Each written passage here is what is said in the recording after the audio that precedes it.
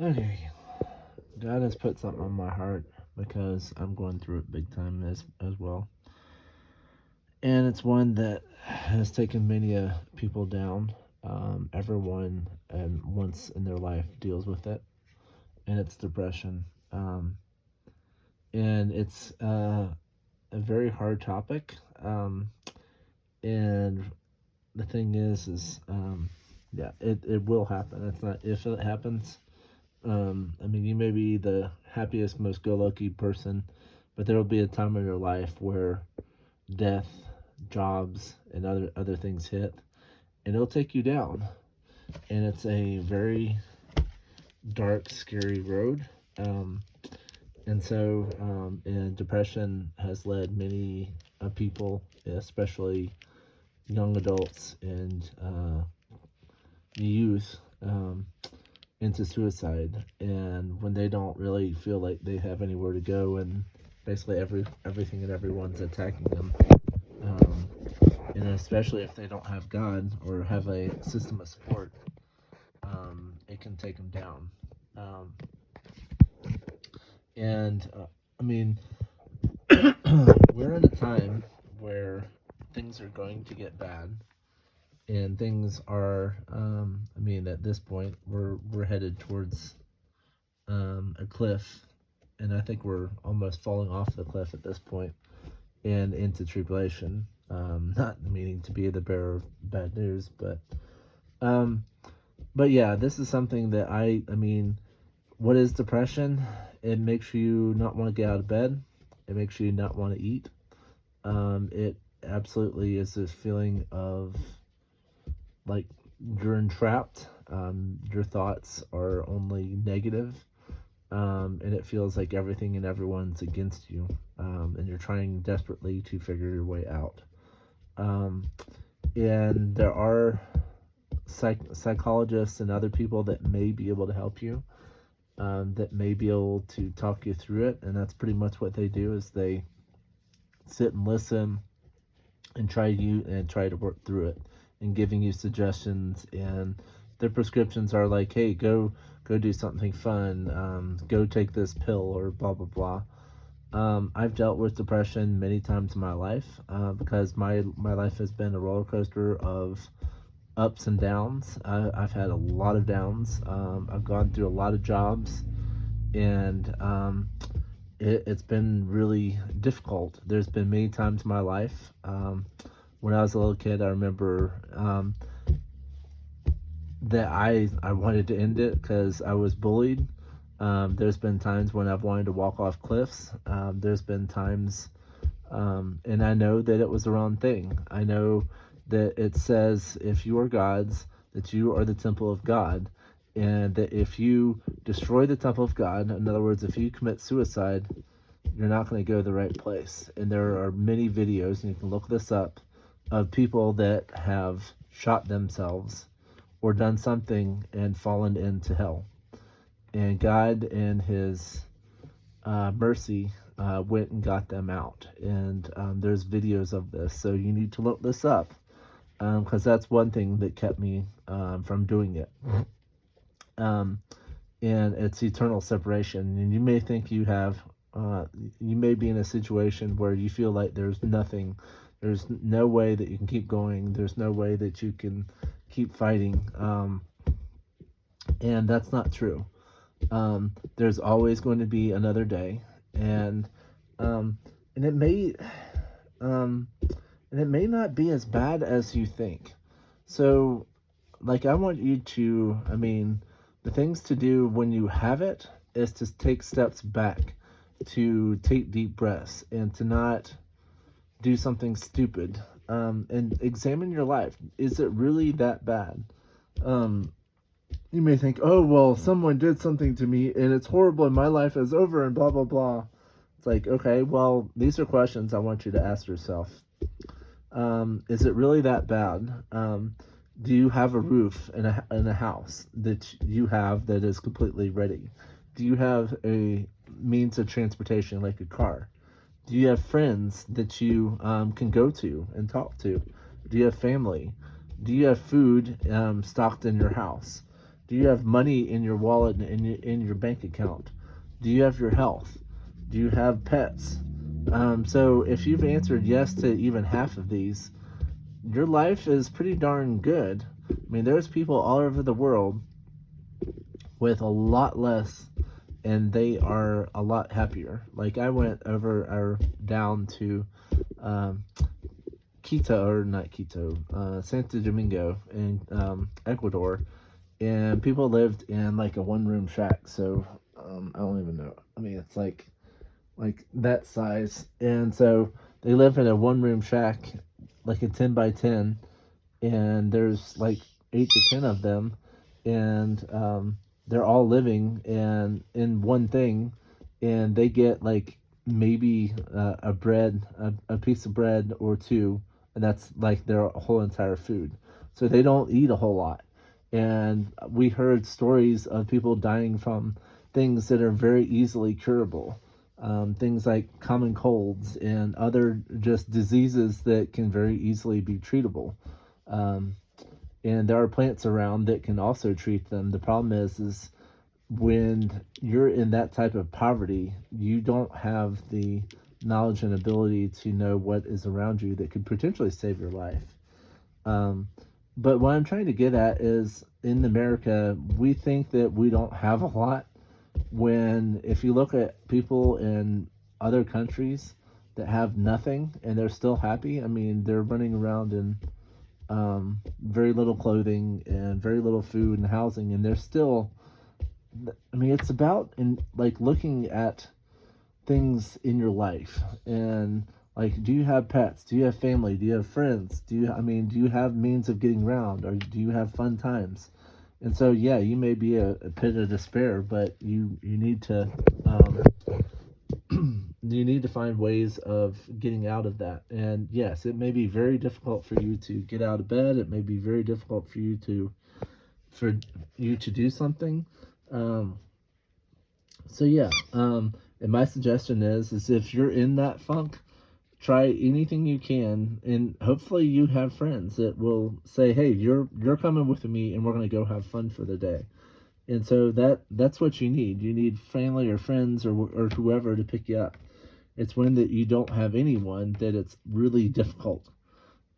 So, but yeah, what I would suggest, if you're in a funk and you're in a bad situation, try to get out of it. Try to find ways um, of having fun.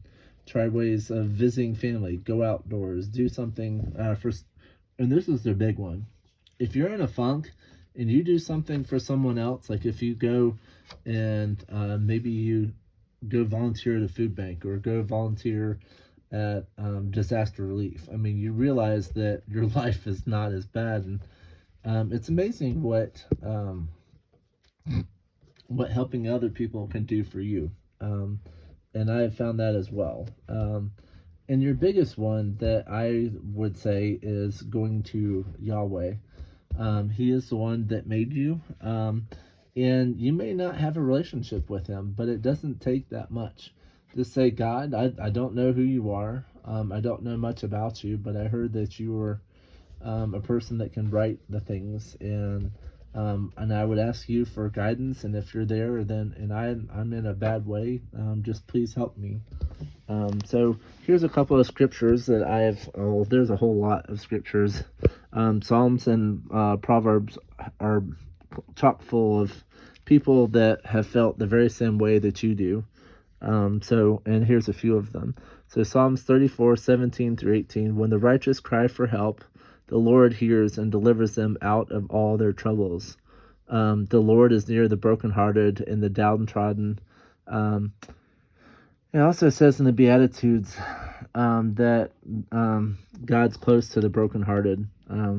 Isaiah 41:10. Fear not, for I am with you. Be not dismayed, for I am your Yahweh, your God. I will strengthen you, and I will help you. I will uphold you with my righteous right hand. And it may take you a little bit. It may take you a few days to see the light, but you have to like call up your friends and say, hey, I'm not doing well, and and they can help you. They can help find a job, or if you're losing a house, I mean, they can say, hey, I mean, there are ways around what you're going through. So just don't give up. It's not that bad. So First Peter 5-7. um, Casting all your anxieties on him because he cares for you. Matthew 11:28. Come to me, all who labor and are heavy laden, and I will give you rest. Take my yoke upon me, and it says that my yoke is easy and my burden is light. Jeremiah 29:11. I know the plans I have for you, declares the Lord, plans for welfare, not for evil, to give you a hope and a future. And it may look dark right now, but there's always another day. Proverbs 3:5-6. Trust in the Lord with all your heart. Do not lean on your own understanding, but in all your ways trust him. Psalm 143:7-8. Answer me quickly, my spirit fails. Hide not your face, lest I be like those who sorry, I can't read my own writing, who go down to the pit. Psalm 30. So people, like, when they get in despair, they think that they're going down to the pit. And pit is meaning the scary, fiery place. And there are people, and I mean, there are a lot of people who think that they're far from God. It's like, oh, well, I've messed up so much, there's no way that God can take me back. Yes, he can. God wants all of everyone to come back to him, and there's nothing that you have done. I mean, you could be the worst sinner. You could have killed 1,000 people. You could have raped and murdered and done all kinds of very nasty, evil things. But God loves everyone, and if you turn back to him and you truly give your life and repent and forgive and turn your life around, I mean, he can change your life. And I know some of you may be like, well, I'm not that bad, but, and it's like, why would God accept those people? It's like, well, he's God, and he wants people to come to him. He wants people. I mean, there's things in our life that lead us a certain way. So Psalm 35, weeping may last for the night, but joy comes in the morning. Philippians 4:6-7. Don't be anxious for anything, but in everything by prayer and supplication. Supplication means like fasting and praying with thanksgiving. In other words, giving glory and praise to God. Let your request be made to Yahweh, and he will listen. There's also others like Proverbs 12:25 that I didn't write down. Psalms 9:9 that also talk on this topic. Psalm 34:18. Lord is near the brokenhearted and saves the crushed in spirit. Revelation 21:4 talks about how there won't be any more tears in heaven, and that everyone's heart will heal from all the things that they've gone through. Deuteronomy 31:8. It is the Lord who goes before you. He will be with you and won't leave you or forsake you. This has to do with his people. The people that God fights for are his own. If you've gone to him and given your life to him, he always goes before you. So if you're in a bad place right now and you're his, know that there is joy in the morning, that it's there always is another day. Isaiah 40:31. Those who wait on the Lord shall renew their strength. Philippians 4:13. Can do all things through him who strengthens me. And then there's John 16:33, Psalms 41-3.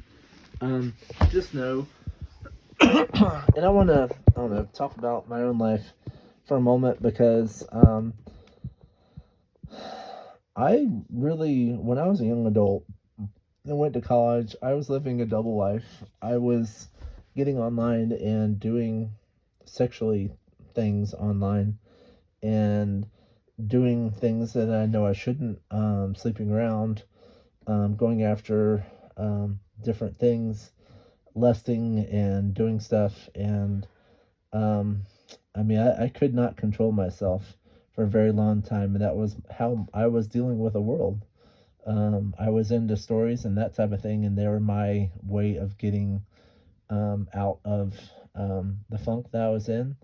And then one day I was like, okay, God, I'm done with this, and I don't want this to lead me to hell. And so God turned it around. Um, but depression can definitely be bad. And yeah, like right now, I'll just give you a little glimpse, and I'm not looking for a pity party. I'm not looking for you to go, oh, well, he's in really bad shape. Trump cut my job. He cut a lot of branches of the federal government, and so I have not had a job for months. I am still fighting unemployment. And I've been looking for a job. I have not given up. I'm not like this deadbeat, whatever. I've been applying to jobs right and left, the ones that are still open. And I have not given up. Um, I have, yeah, I don't really have family um, that are around me. My Several of them have actually just completely disowned all of us. Um, and I don't have friends. And so when you're this alone and no one to really fall back on, it's a whole heck of a lot tougher to get up off of your butt. But I have gone through job loss many times in my life. I have changed jobs ridiculously amounts of times for stupid reasons, and I don't know why I did it. I really didn't. I guess when I hit something that I thought was hard, and oh well, there's no way I can get around this, and I just walked out. And I was like, okay, well, I don't have anything, so I'm going to just walk out and keep going. And now it's coming back to haunt me because now people are looking at my resume and going, man, you've had a lot of jobs. I'm not hiring you. You're a flight risk. Um, and I've also um, ended jobs not in a good way, and it's also bitten me. I've tried to do the best I can, but yeah, I'm paying for it. So I'm not looking for a pity party, but but sometimes, I mean, a lot of times God does this, trying to get our us to look the right way. I mean, He may be taking away everything, so you look to Him. It's like when there's many videos out there where people will tell you, it's like, okay, well, I wasn't willing to give up my addiction until I hit absolute rock bottom. Like they lost it all. Like they had no home, they had no relatives, they had, I mean, nothing. They had no money, and they were living on the street, and because of their addictions. And they're like, oh God, I'm done. And that's when and God wakes us up like that. And it's there's a lot of testimonies out there where people have turned around their lives, where they've gone from this completely addict of alcohol or cocaine or fentanyl or whatever it is, and then they've turned around their lives. And it's an amazing testimonies where now they're just on fire for God, and they're going to prison ministries and doing all this other stuff. And it's because, I mean, it's God does this because there are people out there fighting the exact same battles, and He wants victorious people in Him to go to them and say, hey, I've gone through what you're going through. And like I may not have gone to prison, but that's why, I mean, I probably wouldn't do good in prison ministry, but like someone that has gone to prison and done those things, and God has opened up their eyes, they would be perfect for prison ministry. So God has us go through different things as tests. He makes us go through things for different chapters of our lives. And so yes, depression is really bad, but there's reasons for it. And you need to fight. You need to realize that, hey, there's always another day. If you still have breath in your lungs, and still are able to get out there and do what you need to do, then yeah, keep fighting. Yes, I understand that it's extremely hard.